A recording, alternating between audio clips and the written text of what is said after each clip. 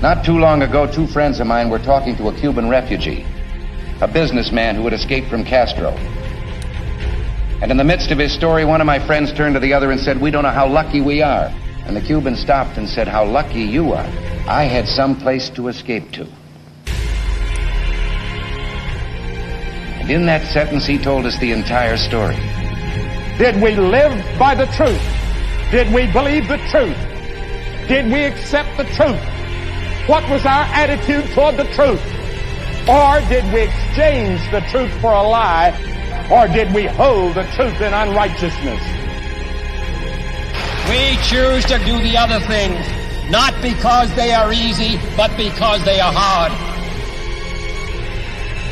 If we lose freedom here, there's no place to escape to.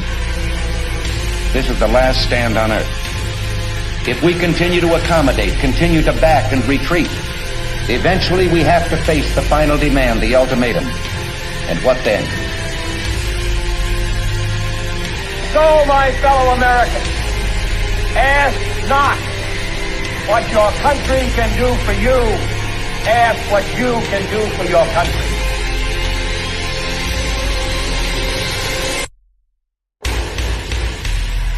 You must know the truth, and the truth will make you free.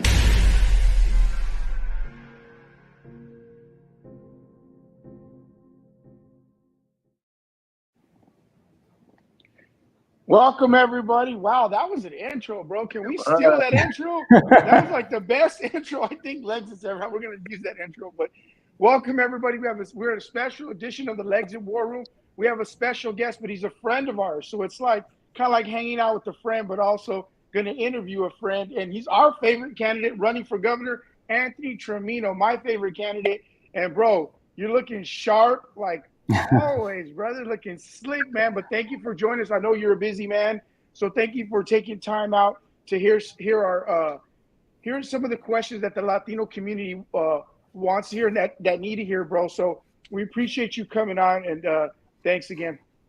Yeah, I will always make myself available to you guys. Jesse was one of the actually Carmen and Jesse together were amongst the very first to come aboard, to meet me, to hear my heart, hear my vision, and to just stand up and say, like, we're behind you and we support you. And you guys have not wavered, and I appreciate and value you and what you're doing, both collectively for the Latino community, but also everything that you've done to walk alongside my family and I and support. It's been a battle. You guys have known it. You've been there since day one. So I promise to always show my support and be available. And when I get into office, we'll be doing this in the Capitol, live, in person. Just wait. It's going to be awesome. It's going to be awesome. Amen, brother. It's just like a blessing, because even away from all this politics, whatever, like me and Carmen, we consider you friends, our friend. You know what I mean? And it should speak a lot, because anybody that knows Lexit, knows me, knows that we won't back or support any rhinos and all that. And like you said, we've been supporting you since the beginning. We were down with you and supporting you, brother. So it's just a pleasure having you on. I love that video, bro. Like A-Rod said, just loved it. The cross. You even had Billy Graham right there. Wow, bro, that was powerful. That's a great video. Yeah, it's funny. You know, a lot of people don't hear or know that it's Billy Graham, and he's probably one of the most important parts of it. So happy to honor him in that way, and thank you for sharing that video. It's pretty cool, pretty inspiring, and you know, I hope everyone enjoyed it. It's just a little kind of glimpse at what we're dealing with, right, in California, and the significance and importance of this time and what we're doing, and why everybody who's watching now and will watch this later needs to get involved and needs to be part of this. Yeah, all right, brother. Well, I wanted to start it off is I just wanted to say that I appreciate that, because I was just with you even last week at a rally. We're out there fighting, pushing against these mandates and all of that, and I've known you've been around. That's what I said. Like, since the election, you see who's the real, because all those other, mostly, I'm not going to call out everybody, but most of all those candidates, they were running against you. Where are they all at? Since they lost the election, they're all MIA. You don't see nothing. Like, it was just also like, what? Why aren't you in the fight still? Like, that's what I respect even more about you, is even since you lost and all that, you were like still in the fight 100%, still showed where your heart's at. So to me, that's just really great, brother, and I appreciate that you've been in this fight even since after you lost the last election. Yeah, I told you guys and I told my family when we started this, we're going to finish it. And I think you guys remember, I never got into this race for the recall. We got into this race for the general 2022. The recall got certified. We got in it, obviously. But we never stopped. So even after September 14th, I continued to show up at rallies, at school boards. I was on street corners. I was in coffee shops with moms and parents. And during that time, in between the recall and when we officially relaunched phase 2, which was January 3rd, I started We Are Still Heroes to support our firefighters, police, military, teachers, nurses that were being discriminated against and fired. So I never stopped. And I was actually surprised to see so many people that were in the race just disappear. And I'm not here to criticize. That's not even what I want to do. But I will say that many of them that were in the race, many of them that somewhat disappeared, they've been quoted as saying that the recall taught them something, that California is in significant crisis, that it really needs help, that it is worse off than they thought. To which then I replied, then where are you? Why did you not continue the fight? If California is still in jeopardy, it's still in danger, it's still in need, I'm surprised that I'm not sitting in a group of 46 again. And that landscape has shrunk. And so as a candidate, I'm super excited because I feel like God cleared the pathway, got a lot of people out of the way, a lot of distractions, which is great for us as a campaign. But as a Californian, I'm thinking, these are some people with some big name, big platforms, and a lot of resources. They technically should still be in the fight because California is still in a crisis. So yeah, we never stopped. We kept going. Matter of fact, as I'm sitting here with you guys today, we've done now like 12 cities in 7 days across the state. And we're going 7 days a week. I'm working 20 hours a day. Like, we haven't slowed down at all. So, and you're right. I'm speaking in front of groups of, thousands, down to having one-on-one conversations with people in coffee shops, and because I think it's important. I think everybody's important. And we could take the convenient route of just going the establishment route. But honestly, some of my best conversations have been at churches, at school boards, at parks, meeting real people with real problems, where they come up and they're in tears and they're talking about how scared they are for their children, their businesses, their communities. They want to leave. And I think our campaign is giving a lot of people hope, at least to stay fighting until November, when they're going to recalibrate and reassess things. But hopefully we win in November and people can stay and feel like we'll get back on track. Yeah, that's so cool and humble that you don't want to criticize people, but I do. We do at Lexit. I feel the GOP has a lot to do with that too, because they dropped the ball. They should have been helping out way more. And plus, I've seen some of your other people that you were running against. To me, a lot of them I seen like they just took the money and ran. But you guys I'll leave it to your imagination to know who you guys think that is that I'm talking about. But that's what I feel, because like you said, a lot of them are straight missing in action now that the election's over. But go ahead, A-Rod.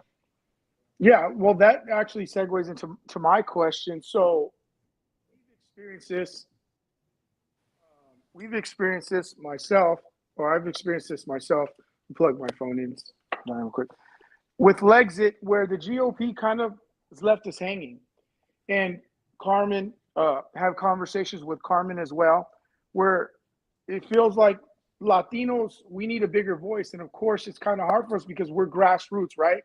And that's kind of how you started as well. We've seen your movement grow. And the GOP's platform being so huge, and a lot of times grassroots candidates like yourself that start to get known, it seems like if you don't play ball, you don't get a seat at the big table, right? That's just normally the way it works. in your situation where you kind of just kind of canvassed up California, and I'm sure you've caught the eye of the GOP, how have they taken to you? Have they been accepting? And I know, I don't know if you're able to answer this or not, and hopefully you can answer it honestly. Have they been accepting, or have they just kind of been like, we're going to ignore him, hopefully he'll go away, or do they see that you're not going nowhere? Because hopefully they don't. You know what I mean? Hopefully they get it, you know? It's that second part. So I don't think the GOP knows what to do with me because I don't fit the traditional mold. And so what's happening is, I think during the recall, it was somewhat easy to ignore me because it was a crowded field and there were a lot of distractions. But coming out of the recall, they can't ignore me anymore. And they haven't ignored me. In fact, I've sat down with leadership of the GOP and I've told them, and I'll tell you straight out, I told them straight out, just like this. I said, the California GOP is on life support. It's dying. And in some cases, many have said it's already dead. It needs to be resurrected. It needs to be rebranded. It needs to look different, sound different, and have an entirely different story to be relevant again. And I sat there and I told them, I said, our campaign gives you a very unique opportunity to rebrand yourself, to get back to what you started to do, to better reflect the diversity that exists within California. I said, getting behind my campaign will show people of multiple generations that it's not about establishment or party politics, that it's about serving the will of the people and getting behind candidates that best reflect the diversity that exists within California, not just ethnically, but even in background. I'm not a politician, so, and I've told them this too. I said, you're trying to unseat arguably the most powerful political dynasty of our time. You guys have done it the same way year after year after year. How's that worked out for you? It hasn't. So we live in unprecedented times, and that old notion of to get to places you've never been, you got to start doing things you've never done. I'm like, you need to understand what I'm doing, that I'm not going away, that we're building momentum, and that you have a small window of time to actually align with what we're doing and start, appealing to a broader audience, a younger audience, a more diverse audience, and show them that you're not just about party lines, that you're not just about the establishment itself. And my campaign will give you a chance to do that. So we've had great dialogue with them. We've had conversation with them. I'm confident that I'll get pushed forth to convention where I'll make my case. And if I believe that if they're smart, if they want what's best for California, and if they want the best chance to unseat Newsom, that they'll get behind me, they'll endorse me, and they'll put their full weight and power behind me. Now, having said that, we started off running the non-traditional campaign. We're going to finish that way. So we want their support, but if we don't get it, we're going to continue to move forward. We're going to continue to build momentum, and we'll continue to, go for the goal of unseating Newsom. Hopefully we get their support. Hopefully we can inspire a whole nother subset of people to have faith in the party again. We'll see what happens. All of that's going to unfold over the next 30 days. But I'm optimistic that the conversations we've had with them open their eyes to what we're doing. And I think that I know I'm on the radar. I know they know that I'm not going away. And I think they're just trying to figure out what the heck to do with this guy. Right. Because he's not going away and he's building a lot of momentum. Right. I think you're spot on. And to be honest, I don't think they really understand it. And to break it down before Carmen asks her question real quick, they woke up a sleeping giant, okay? And I'm talking about the voters. And if they even want a future, because what Trump did was he changed the game of politics. No longer are people just going to be sit back and just allow somebody to go in office and then it's your term and then on to the next. Everybody feels like they play a part now, and we'll call them out. So I feel like, especially, and we're going to talk about California, of course, I feel like here in California, the California GOP, I don't think nobody's on the chopping block from the top all the way down. and you got so many people involved. I could literally see everybody being like, "Yeah, I'm out." I'm just talking about thousands of them. So I feel like if they don't get with the program, they're not going to really have much to go on soon. I really feel that. And I feel, hey Rod, what's the alternative, right? What's the alternative? They get behind, another traditional establishment, lifelong politician candidate that's going to fail against Newsom, that's not going to win, that's not going to build momentum. And then I have a campaign that's representing the people, a very diverse group of people, especially the people that you say have woken up: moms, dads, business owners, the church, the minority communities. If their alternative route is to ignore what we're doing, to fight against what we're doing, to fail at unseating Newsom, and where does that leave the party after that? More and more people are leaving the parties, the right and the left, and they're going to a middle, and the middle is expanding in California. People are getting tired of politics. They're getting tired of party lines. Right now, the most pressing issue in California is quality of life. And everybody can unite on that issue. I don't care if you're liberal, conservative, Democrat, Republican, it does not matter. Your quality of life is not what you want it to be. And you're suffering. Your kids are suffering. Your job's suffering. Your pocketbook is suffering. And what's super exciting for us is that it was going to take perfect conditions, a perfect storm for us to take the Capitol, right? For us to unseat Newsom, for us to win. Well, there is a perfect storm, because there's nobody in California that hasn't been affected in one way or another by Newsom's overreach. Everybody on both sides are saying enough is enough. We can all agree that he's not what's best for California. So if the GOP was smart, they would get behind a thing that does not look at all like the thing that exists in Sacramento right now, which means you don't get behind a traditional candidate. You don't get behind a lifelong politician. You don't get behind someone that doesn't reflect the diversity in California. In fact, it means you get behind what we're doing because it's so radically different. Not in its ideology, but in its approach. We're radically changing the script on what it looks like to, represent the people. And so I think, again, I'm hopeful that they have taken note of what we're doing and decide to get behind us. We'll find out soon enough. Well, I think they have, and we're not going to stop shoving it in their face till they recognize it. So go ahead, sis. Hey, Anthony, how's it going? Hey, good, Carmen. Good. The number one issue for Latino voters tends to be immigration. And I know that's our biggest hurdle. They tend to be one issue voters. They don't tend to care about anything else or even really know about the other issues or how Democrats are on the other issues. All they know or all they're told is that if you vote Democrat, we won't deport you and we'll take care of you, right? So this is a one issue voting situation for the Latino vote. I know that the governor doesn't have a whole lot, not too much to do with immigration and the border, because that's more of a federal situation. But you as a Latino and you running in a state that has 39% Latino voters, what can you say to the Latino voters to make them feel comfortable voting for a conservative when they've been told this lie for so long? What do you say to those people? Sure. My grandfather, when he came to this country legally, he wanted to live a life independent from the government, where the government doesn't control you. And what the government has done, especially in the minority community and especially within the Latino community, is they're controlling you. And they control you by making you utterly dependent on government.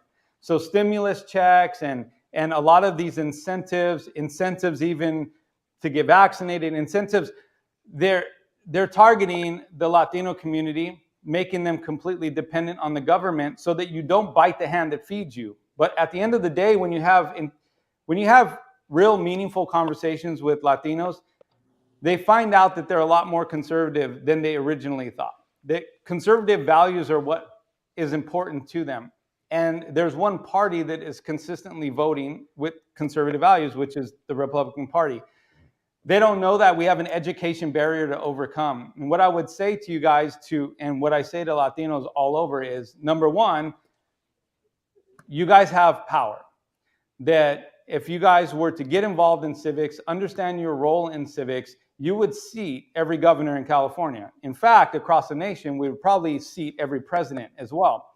You cannot run from it, hide from it. You need to educate yourself and get involved. I would also say that the whole immigration conversation is not beneficial to Latinos specifically. It disproportionately impacts them. We need strong border laws. We need a strong border because it puts unnecessary tax implications on the middle class and even on the lower class.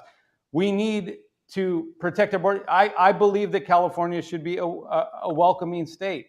Should it be a sanctuary state and a place where it's the epicenter of illegal immigration, the epicenter of abortions? Absolutely not. That doesn't serve our conservative values. It doesn't benefit Latinos at all. And so I think what the Republican Party has failed to do is put the right message in the right messenger. And I think my story of having family that immigrated to the United States, did so legally, who have been contributing members, who pay taxes, and who understand what it means to have that unnecessary tax burden placed on us because of the illegal immigration issues. I think once we educate Latinos and equip them, and by the way, that's how the government controls minorities, is by denying them education, denying them truth, denying them information so they can be free thinkers. And so we need to teach our Latino community how to strive to be independent from the government, free thinking from the government, smaller government, not more government. And that's what we do when we go into inner cities and have these conversations. We educate them on what it means to be a conservative, how to vote, and why it's important to get involved in civics. So amen. We have our work cut out for us, but that's definitely something that we all need to, including Lexit, and everybody who supports you guys needs to go out and do. Educate our demographic. Amen. Exactly. And it's funny because we brought up the GOP earlier, and you would think that, first of all, the head of the California GOP is Latina. The GOP, you would think that they would be trying to capture that Latina market. That's basically untapped market, 39% voters.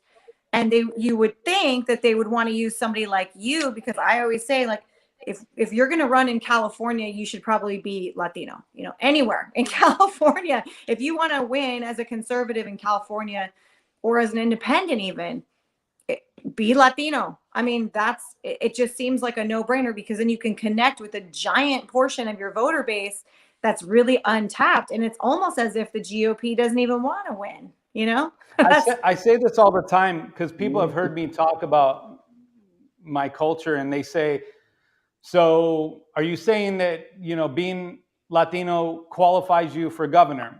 And my answer is no. My qualifications qualify me to be governor. But wouldn't it be nice for the party to get behind somebody who best reflects the diversity that exists here? Wouldn't it be nice to elect the first Latino governor in California history? In 1875, we had a Latino governor, but he wasn't even elected. He was elected lieutenant governor. The governor went to Senate, then he assumed that role. So in California's history, we have never elected a Latino governor. Now, I'm not saying that because I'm Latino that qualifies me for the role, but it sure does show, for the party to say, hey, we understand the diversity that exists. We understand how we need to better represent the will of the people, the story of the people. And this guy is more than qualified for the role and happens to be what could ultimately be an inspiration to show, hey, you know what? We're not biased. We support not only the best candidate, but the candidate that we think could actually inspire the generation behind him or her to come up to believe in big things again. And I've often said this, especially in Hispanic homes, Latino homes, growing up, the conversation around the dinner table isn't about, hey, when you become president one day, or when you own that company one day, or when you invent the next, Tesla. It's really about getting a good paying job that has benefits so that you can retire. That's what we're teaching our kids. And we need more role models and mentors to show our children and their children, no. You can be anything that you want to be. There's not a job, a role, a company that you can't assume, invent, create, be part of. You have every opportunity available to you. We need to have those conversations at home. We need to tell our kids, our girls, our boys, you can be anything that you choose to be. And by the way, we need more examples of people actually doing those things. So a Latino governor, a Latino president, more people in Hollywood, more people in corporate America. And so I'm hoping that going in, I can be one of those examples to the generations to follow, to say, hey, this guy from Downey didn't go to college. This Mexican, Cuban guy born in Torrance, California, if he can be governor of the biggest state in the nation, then what can I do? What can I achieve? I'm going to use him as the low point in the bar, and I'm going to shoot even higher. That's what we need. That's what I'm trying to do. I love that. Thanks for saying that. You took a lot of those words out of my mouth, because we really are missing the mark on a lot of our messaging. And it's interesting because you see the Black community and the politicians trying to prop up Black Americans, but you do not see it with Latino Americans. I don't know why we don't see it, but we don't see it. It's a really interesting thing to consider and to point out, is that the Latino community is kind of left behind and is a little bit forgotten about. And I'm not saying that we need to be so coddled or anything like that, because we're all strong, independent, people and faithful people and stuff like that. But it is interesting that it's such a gigantic voting block for America, and especially for California. And it's kind of been just swept under the rug. You know what I'm saying? So anyway, Thanks for those words. And I'm going to shoot it over to Jesse. Yeah, I just want to talk to you about, brother, we got to change the mindset over, because as everybody knows, California is the laughing stock of America. Everybody says they don't want California, their states. As it was really sad that so many people voted for Newsom when he's just a terrible, we told you so. Now they're seeing it. Now the get into the point that I wanted to make is on the gas prices. That's what I'm getting into. We just seen yesterday that every single Democrat voted against lowering the gas tax, which is totally ridiculous. So I can't understand why people continue to vote for these Democrats. And then we see them at the Super Bowl, no mask, and all this time they've been trying to lock us down. They're even still trying it over here, and all of that. It's just ridiculous what these Democrats are doing, but yet these people continue to vote Democrat, and they're destroying America. That means they're destroying California. It's just all jacked up what they're doing. And I just want to get your thoughts on that vote yesterday where every single Democrat voted against the gas tax. Well, I have like 3 thoughts on that. Number one, that's politics for you. People voting strictly on party lines, not serving the will of the people. That's why we need more non-politicians in office, because that is a perfect example of how our government is working against us. The second thing is, you got to think about, there's an agenda to eliminate gas consuming vehicles. Newsom wants to be at the forefront of that. He wants to be the one that's able to say, I was the one that eliminated it. I was the one that forced everybody into electric vehicles, whatever. There's some valid points with regards to, clean energy but point is, we should have the choice. We should have the choice as free citizens on what we do with our bodies and even the cars we drive. But the point I want to make is, think about it. If there's an agenda to remove the sale of gas consuming vehicles, and it's like a 10-year agenda, what better way than to make it so impossible to actually drive a car? What better way than to drive up the prices of gas and to make it so difficult that you can't afford to get to work, that you can't afford. So that's just another way that government is abusing their power to force you and coerce you into doing what they want you to do in an indirect way. The third thing is, think about this. So they put down the vote, right? They put down the bill that would give us a 51-cent relief on our gas. because he announced that he was going to do a rebate or stimulus in the future. Well, analysts are reporting that that's going to take until August or September before they're actually able to get the budget approved for that and issue those checks. September, you're going to see a bunch of people in California get a stimulus check right before an election in November. And so the strategy there is, let's not give it to them right now, because then they're going to forget that we gave it to them. Wow. Let them suffer a little bit longer. 1 month before the election, let's drop in a stimulus check to all, to, you know, especially it's going to be, you know, it's going to sound so appealing to especially the minority community that needs that. And they probably won't even use it for gas because of how expensive it is to live in California. It's likely a lot of those people would use that money just to eat or to pay rent.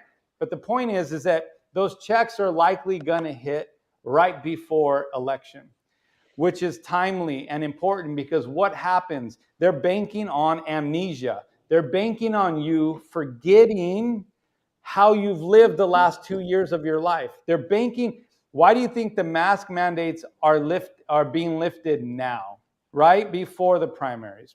Why do you think that you know, the mandates, they're loosening restrictions now? 2 years. But all of a sudden, they're doing it 2 months before the primary, and the stimulus checks will come right before the general.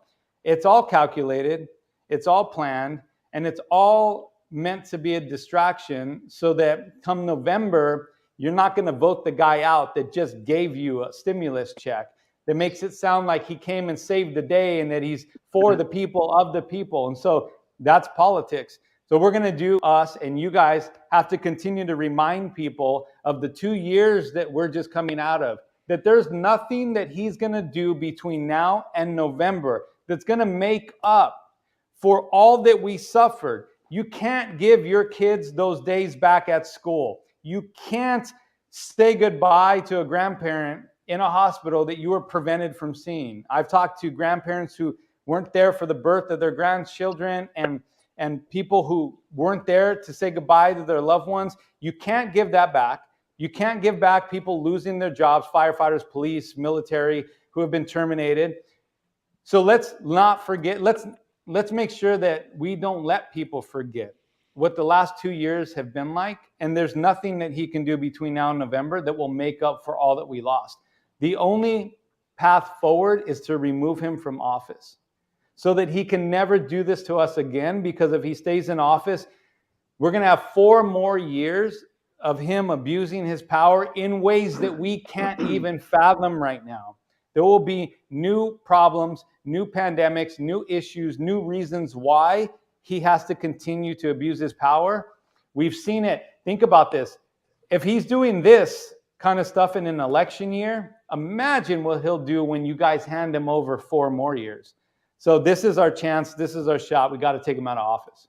And that just goes to show how slimy and diabolical the Democrats are to do that. Like, go ahead, let them suffer, and then right before the elections, like totally trying to buy, that they always do. They always try to buy votes. They think they were just so stupid, but evidently it works because we keep putting them dingbats in there. So hopefully they'll wake up this time and don't fall for it this time. Like you said, we're gonna have to keep reminding them. Don't forget the last 2 years. But it's just so that's how they did with the reparations. They were trying to say, "Oh, reparations," just trying to buy votes. That's what Democrats do. They're just so slimy. But go ahead, A-Rod.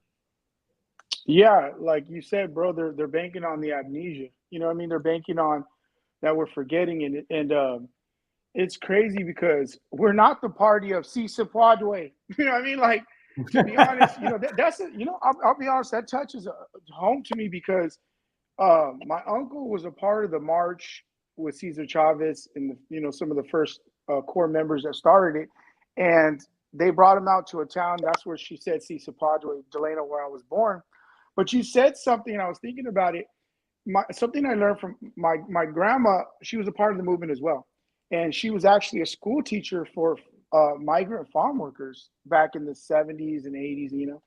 And she took a single mom. She put herself through college, and she always taught my mom and all of us. She said the reason why we started a march and the reason why we did this because we wanted better for our people. We realized that Cesar Chavez and all them were saying, "Hey, look it, we don't want to work out here. We actually want to. Oh, we want you guys to go to college, have enough money to where you get on your feet, you go to college, and you do the thing like you just said, where you're at right now. Somebody wanted better, right? So the Latino community is huge, like Carmen was saying. There's in huge number out here, and I think they are looking for something. I was in a truck today with somebody, and this is the first time he admitted he hates Trump. Dude hates Trump with a passion. I mean, you know, he was born in Mexico and he works here, and he told me today, he said, I hate both of them. And I was like, oh, you hate both of them, Biden too? He was like, and the governor. And I was like, oh, the governor? Wow. You know, joking with them. And I thought to myself, you know what? This is a perfect time for somebody like Anthony to come show up and show out, and for the GOP to back you. Like Carmen was saying, it's a no-brainer. So for people that could be listening that are looking or maybe could share to their Latino brothers, sisters, cousins, primos, tias, tios, what would you say is an issue that you're hearing out there? Because you've been all over California. You're hearing all these issues from the Latino community. What is something that you think would benefit the Latino community, whether it comes to jobs, whether it comes to, like you said, gas, anything they could hear that'll give them some sort of hope? Because right now they've lost it. They're just at the point where they're like, it is what it is, you know? Yeah. I mean, there's so much. I mean, everybody in California is dealing with a plethora of issues, and it's not just based on ethnicity, but I think when you have the Latino population that makes up a big portion of the middle class, you know, everything, crime, homelessness, are the restrictions that are being put on businesses that make it harder for businesses to employ people, that shorten the amount of hours they give, you know, minimum wage workers. Our agriculture industry, which employs a huge number of Latinos, is telling me they're suffering. The water issue is creating a major problem where you have 4th, 5th, 6th generation farms that will be closing down. If those farms close down, you're talking about hundreds, thousands of jobs that benefit the Latino community that will disappear. New regulations on pay and minimum wage and new regulations around how we conduct business are restricting employers' ability. There are Latinos who are willing on their own. They want to work 7 days a week. Like, they're just hard workers, and they're like, give me the hours. Like, we want to work. And they're not being able to be given that type of schedule because of the restrictions and the regulations. And so their hours are being cut back. Benefits are being cut back. And so these restrictions put on businesses that may not seem that it trickles down to you know, the worker, is creating an environment where employers are having to pick and choose who they employ, how long they keep them employed, the benefits they can give them, the hours that they can give them. Industries are shutting down. So, I mean, really addressing, as a business owner, I know how that affects me, addressing the issues, especially in agriculture, that are going to put these farms out of business and displace thousands of Latinos is one way. Changing regulations on the amount of hours that people can work and on minimum wage will help the Latino community. And really in schools, at the end of the day, if you think about it, one of the biggest reasons why people are leaving our state, one of the biggest issues up and down the state, what's happening at schools. The Latino community, if we don't fix our school system, we're going to continue to put 18-year-olds out in the street that are not equipped to succeed, that are not equipped to actually be productive members of society. And so I can't tell you how many teachers I've spoken to that say, I graduate kids every single year. They can't read, they can't write, and don't know simple math. We're sending the majority of our minority communities out without the tools that they need to succeed. So we need to revamp our schools, starting in the inner cities, create leadership academies where we can actually start to produce the smartest, the best, you know, young adults in the nation, where we're equipping our minorities with, everything that they need to be successful, whether it's teaching them investing, entrepreneurialism, how to be inventors, how to be productive members of society. And I think that our school system is broken intentionally because, and again, the most of the kids that are in public schools are minorities. And so they're disproportionately affected by the broken school system. If we don't fix the school system and train up our youth, especially the Latinos, on how to succeed and what that looks like, then we're going to continue to create generations of individuals that don't aspire, that are not equipped to succeed.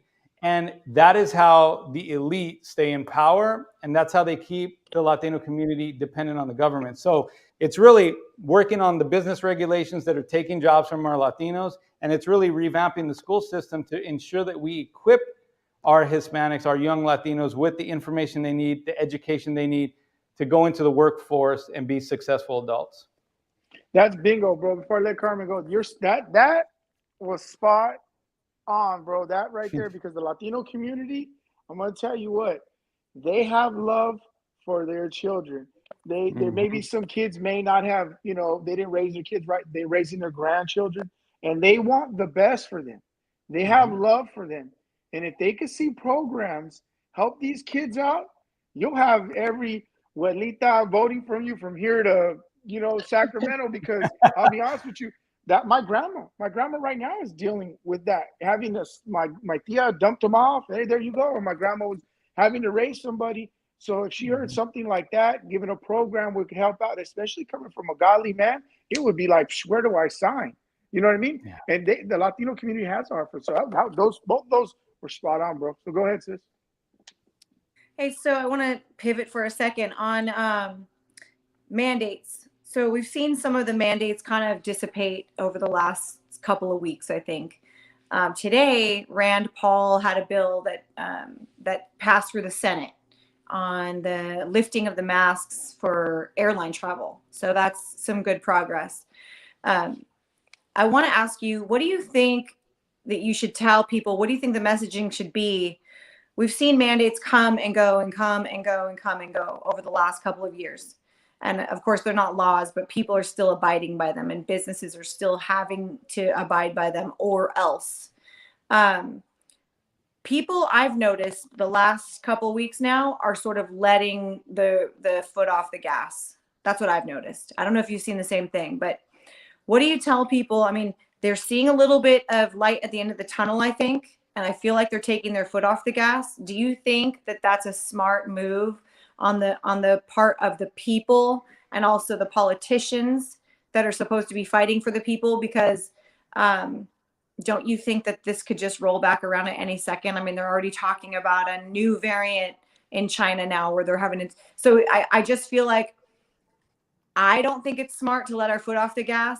I don't know what you're seeing and what your thoughts are on that, because, people are saying, oh, well, COVID's over, pandemic's over, so we're good, right? I just don't think so. What do you think about that? Do you think people should be letting their foot off the gas right now, or do you think they should be putting the pedal to the metal? Pedal to the metal. Like I told you guys, it's an election year. None of this is happening by coincidence. The science didn't change, but the polls did. And the Democrats are not polling well across the nation. So it's very timely that all of a sudden they're lifting mandates, they're backing off, they're lifting restrictions. They're going to look by November like the savior. They're going to look like, here's the thing, is that when someone is choking the wind out of you and you cannot breathe, and they loosen up a little bit so you can breathe a little, you're going to feel a sense of relief and think that you're safe. But the truth is that their hands should have never been on your neck in the first place. And that's the problem. If we have amnesia and we forget the last 2 years, all we're doing is allowing them to keep their hands on our neck so that come December, when some other condition changes, they go right back into mandates again.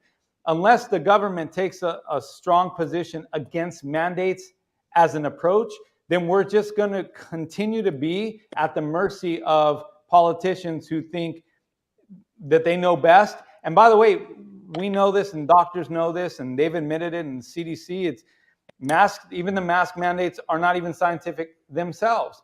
And so the science seems to be a moving target, and I don't think that they're backing off by coincidence. I think it's because of polls, and I think it's because of the election. So that means that we need to continue to fight, continue to remind them that what they did was wrong. It was unconstitutional. It was un-American. It did not do what they intended it to do. The science now shows that. And that we are going to, the reckoning needs to come through our votes and through the election process. So no, bottom line is there are kids still right now masked at schools. Bottom line is there are still government workers right now forced to be masked at work. Right now, there are even private companies forcing their employees to be masked.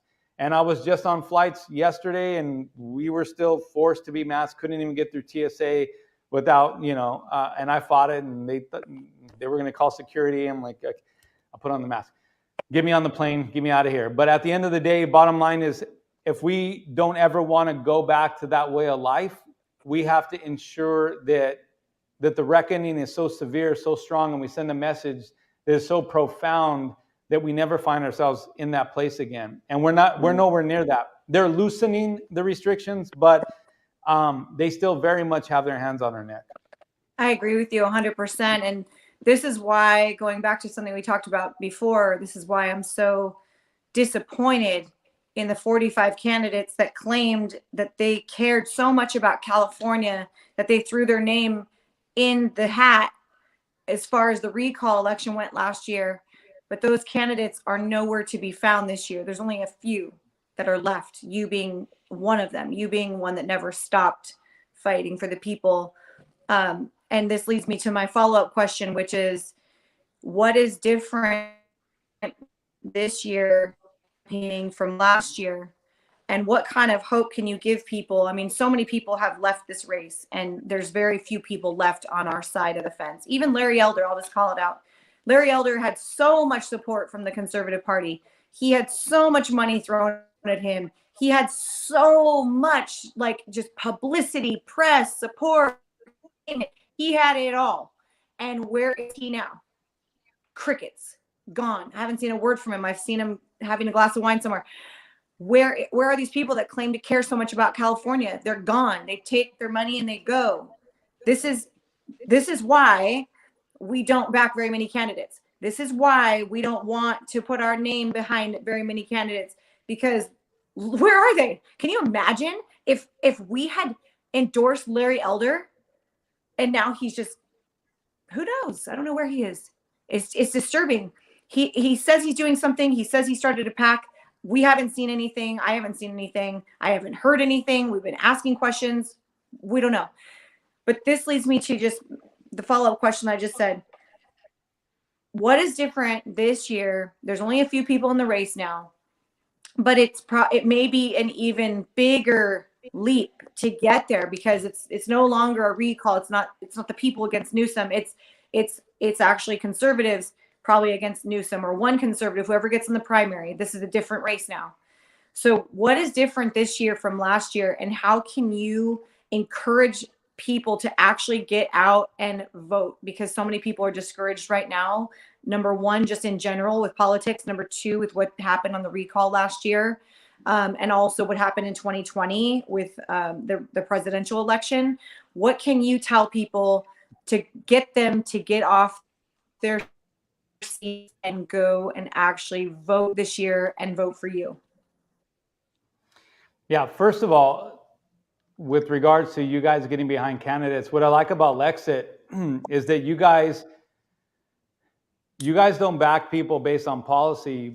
You back them based on principle. And because you do that, you don't get left hanging by too many people. Because if you think about the election, the recall, people backed certain candidates not because they believed in who they were, but they believed in traditional math. They believed in numbers, and they believed in ultimately, name ID, recognition, money, whatever. And they didn't vote based on their values. They voted based on popularity. And you guys have always been good at vetting candidates and getting to know who they are beyond the politics, beyond, and the conversations that we have had, they're intimate conversations. You guys know my family, you know my background, you know my heart, you know my faith. And those are not things that you know are, those are core principles. And you guys do a good job at understanding the importance of the people that you're getting behind, not just the policies. And so that's awesome. What's different this year? You said it. There aren't 46 people running. That's one of the things that's different. There are not a lot of distractions right now. The field isn't as congested right now. And so we're super excited that we were able to show, and by the way, you even mentioned a couple candidates that may be in from the recall, but nobody but myself kept going and kept going this strong.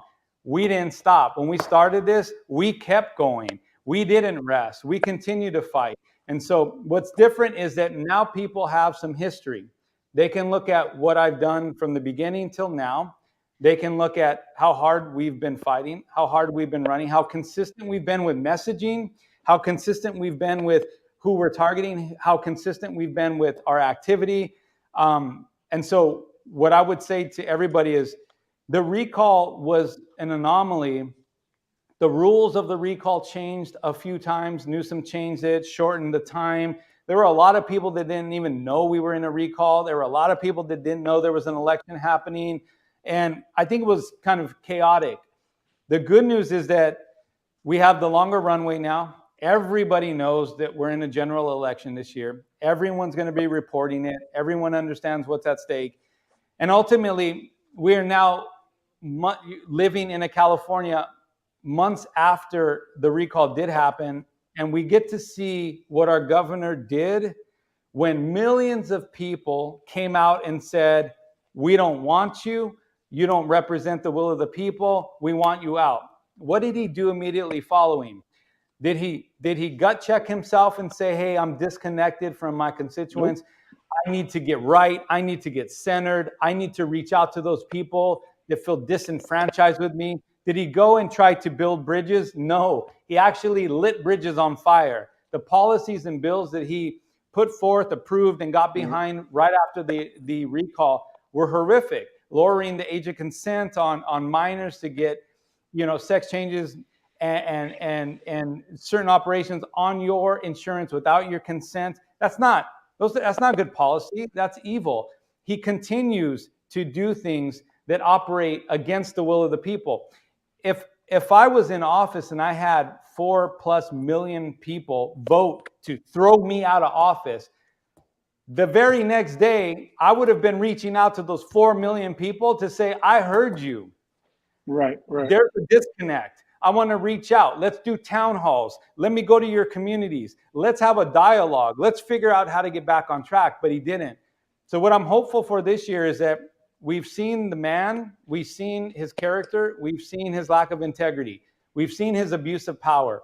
And now it won't be a secret or a surprise, the election. Everybody will know. The field is not as congested. We've continued to be consistent all the way through. I'm super confident about our position, the momentum we're building. And I think that when you compare and contrast me to Newsom after the primary up until the general, you're just going to see two individuals that could not be more different. And it'll allow California to see, hey, we have a unique opportunity in time to make history. We have a unique opportunity in time to vote for quality of life that is not so rooted in party lines and any of that, that it's legitimately about our children. It's about our safety. It's about our choices. It's about our freedom. And I think that when given that platform and that runway, we're going to be able to now tell our message to a broader audience, welcome a lot of people that are disenfranchised with both parties into the fold, and ultimately give California the best chance it's had at taking back its state. Brilliant, Anthony. Well, I hope that you can do that. I hope you can do just that. We're praying for you. Jesse. Thank you so much for coming on. Thank you for coming on, brother. Let everybody know how they could get donate to you and help you out your campaign. Yeah, so you can help out the campaign at anthonytrimino.com. You can sign up to volunteer. We need volunteers up and down the state to share the message, to work tables, to door knock, to call. And then obviously it's a heavy lift. We need people to donate. You know, we need to get the message out there, and we need to make sure that everybody hears it. So go to anthonytrimino.com, sign up to volunteer, donate whatever God puts on your heart, whatever you can. And then ultimately stand with us in prayer. This is a fight between good and evil, light and darkness. And we're trying to unseat arguably the most powerful political dynasty of our time. We need everybody's help. So get behind what we're doing and be excited. Don't be discouraged. We can do this, and I'm confident that we will do it. Amen, brother. And we'll join you next week. We'll be back with a candidate coming from Nevada. So make sure you catch us next week, and check out our website at wearelexit.com. And if you want to interested in being an ambassador or even starting your own chapter, just go to wearelexit.com, and you could join our Lexit crew, and you can also buy some Lexit gear. Thanks for watching, and we'll see you next week. Thanks, guys. And we're going to go on IG Live right now. So if you want to go watch us on IG Live. I'm going to make stickers that say, I undid that. Hey, that's genius. That's Nice. genius. Yeah. All right, guys. Thank you, Anthony. All right. All right, thank you, Bye. brother.